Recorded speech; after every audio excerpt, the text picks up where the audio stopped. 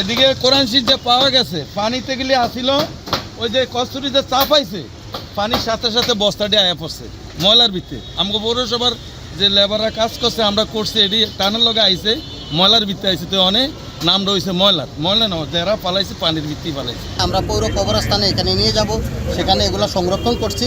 আমরা সেখানে মাটির নিচে পৌরসভার কর্তৃপক্ষের মাধ্যমে মাটির নিচে রেখে দেবো, যেহেতু রেখে দিব, সযত্নে রেখে দেবো যাতে ওখানে কেউ পবিত্র থাকে আর কি কোরআন শরীফগুলো। এই আমরা ব্যবস্থা পুকুরটা তো প্রায় 2 থেকে 2.5 ফিট লম্বা। কে বা কাহারা ফালাইছে আমরা জানি না, তবে যারাই পালাইছে কাজটা ঠিক করে না। আমরা এখন সুন্দরভাবে এগুলো সংরক্ষণ করে পৌর কবরস্থানে নিয়ে যাচ্ছি মাটির নিচে রাখার জন্য।